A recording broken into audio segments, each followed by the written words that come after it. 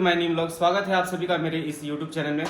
दोस्तों आज है अष्टमी और आज जो है प्ले होने वाला है जिसमें लक्ष्मण जी सुपर्णखा का नाक काटते हैं और रावण जो है वो माँ सीता का हरण करते हैं। आपको इस ब्लॉग में हम यही दिखाने वाले हैं, तो बने रहिएगा हमारे साथ। अगर आप इस चैनल पर नए हैं तो चैनल को सब्सक्राइब कर लीजिएगा और वीडियो अच्छी लगी तो वीडियो को लाइक कीजिएगा और कमेंट जरूर कीजिएगा।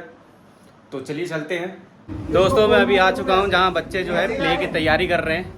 आइए जानते हैं कि आज क्या होने वाला है। कहाँ गया राहुल? हाँ बताओ क्या होने वाला आज होगा भरत मिलाप और भरत मिलाप के बाद सीता हरण होगा। अच्छा, और सीता हरण के बाद राम लक्ष्मण जाएंगे सीता माता की खोज में। उसके बाद रावण डांस होगा। उसके बाद हम लोगों का डांस होगा। दोस्तों बने रहिएगा, अभी थोड़ी देर में आपको ये प्ले हम दिखाएंगे।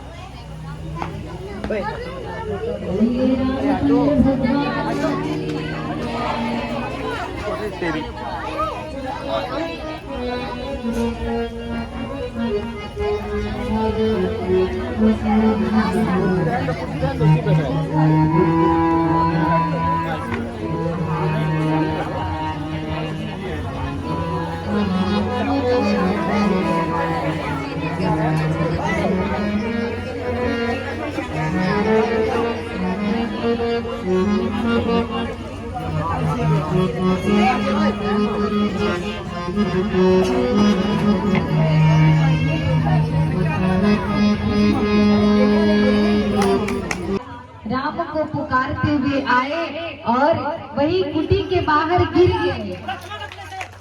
भारत सेना के साथ सबसे आक्रमण करने आ रहा है, मैं उसका प्राण ले लूंगा।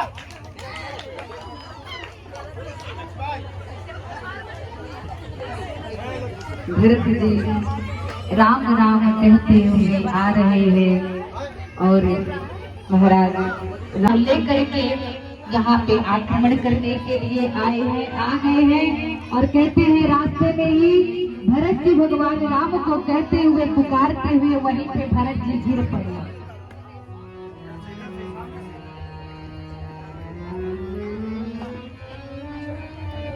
और जैसे ही भरत जी गिरते हैं भगवान राम सोच रहे हैं कि अभी मैं उठाऊंगा नहीं। क्यों भगवान नहीं उठा रहे? क्योंकि भगवान सोच रहे हैं कि लक्ष्मण जी जब तक आज कहेंगे नहीं तब तक मैं भरत को उठाऊंगा नहीं। क्योंकि लक्ष्मण जी के मन में ये बात चल रहा था कि भरत के मन में राज्य का लोभ है, भरत राजा बनना चाहते हैं। इसलिए जब तक भरत जी नहीं लक्ष्मण जी नहीं कहेंगे तब तक मैं भरत को नहीं उठाऊंगा। और जब लक्ष्मण जी कहे कि प्रभु भरत भैया चलो, और महाराज उठा करके अपने हृदय से लगा लेते हैं भरत जी को। बोलिए रामचंद्र भगवान।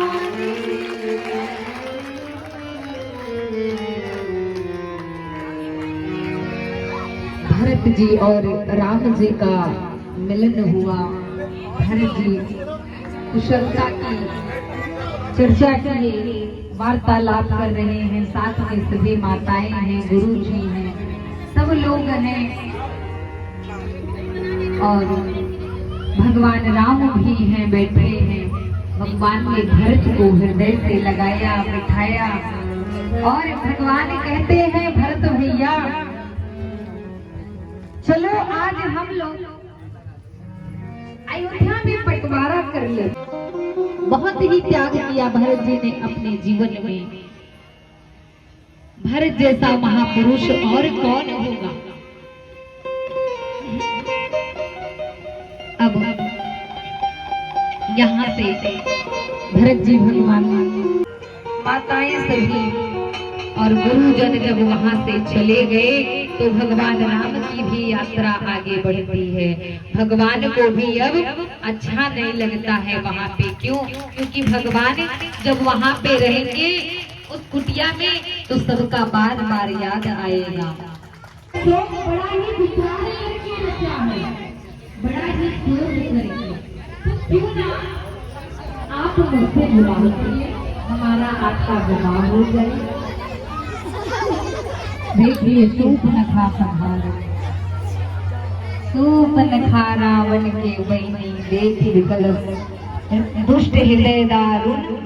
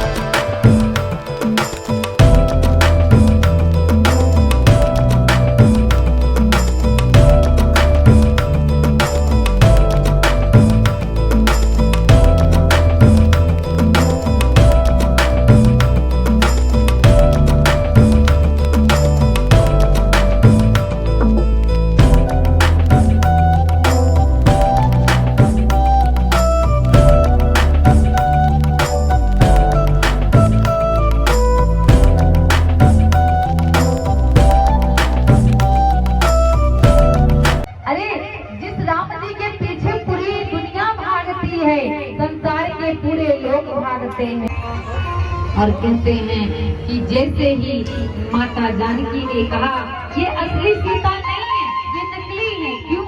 क्योंकि अगर असली जानकी होती तो वो आदेश नहीं करती, वो भगवान से कभी इस प्रकार से नहीं कहती।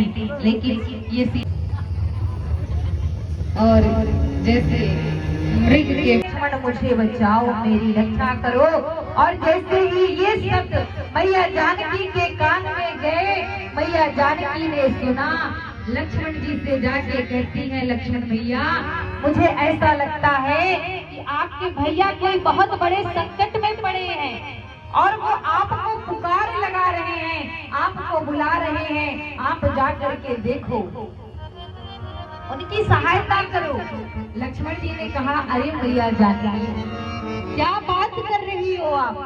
वो मेरे प्रभु जिनकी थोड़ी सी भुगटी भी टेढ़ी हो जाए ना तो ये सारा संसार संकट में पड़ जाएगा। जो सारी दुनिया को संकट से निकालते हैं, ये दुनिया वाले संसार वाले जब संकट में पड़ते हैं तो उनके नाम को लेते हैं। और आज आप कह रही हो कि मेरे भैया संकट में पड़े हैं, मैं जाऊं उनकी रक्षा करूं, उनको बचाऊं।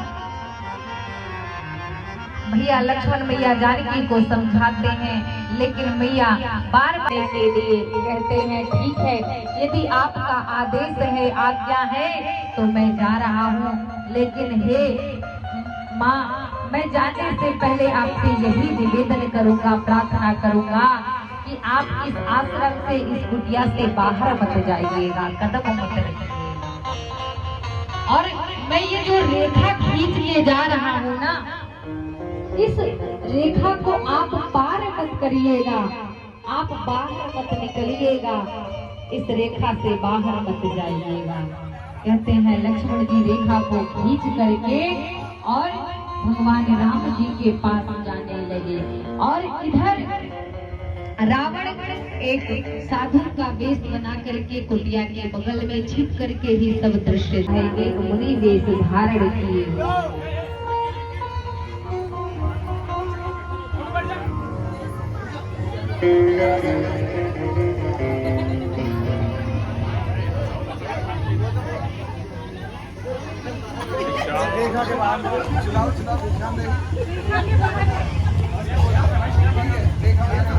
कहते हैं जैसे ही रावण जब कुटिया पे पहुंचा ना, और जैसे ही वो कुटिया के बाहर पहुंचा और अंदर प्रवेश करने की कोशिश करता है, जैसे जैसे अपने पैर को आगे बढ़ाता है, लेकिन लक्ष्मण जी ने जो रेखा खींचा था उसके प्रभाव से वो रावण कुटिया के अंदर प्रवेश नहीं कर पाता है। तो रावण समझ गया कि अरे ये दोनों तो बड़े ही चालाक निकले, मैं क्या सोच के आया था और ये कितने चालाक निकले कि ये रेखा खींच के चले गए हैं। अब मैं इस रेखा को कैसे पार करूं? अपने इस तामसी शरीर को लेकर के, ये सात्विक रेखाएं हैं, मैं इससे पार नहीं कर सकता हूँ। क्या श्री महात्मा जी, आप यहीं पे बाहर रुके, मैं अभी आपके लिए भोजन प्रसाद लेकर के आती हूँ। देखे तो और वैसे ही मैया जानकी प्रसाद लेकर के जाती हैं और जाकर के देने के लिए कहती है। रावण कहता है रुको देवी, मैं ऐसे भोजन नहीं लूंगा। मैया जानकी ने कहा क्यों, क्या अपराध हुआ है?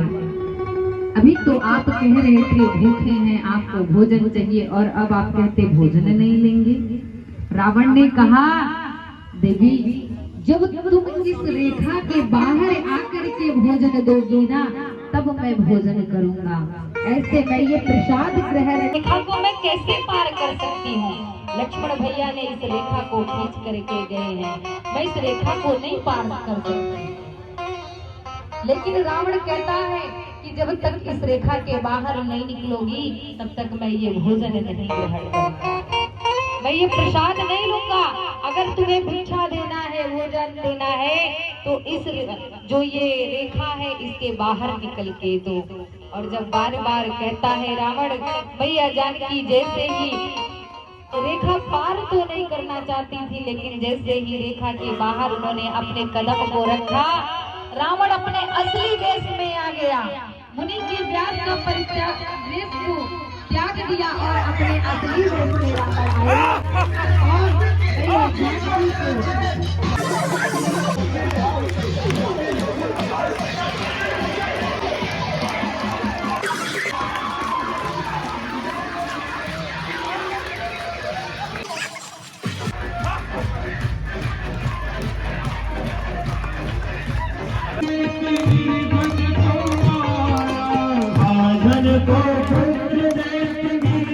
को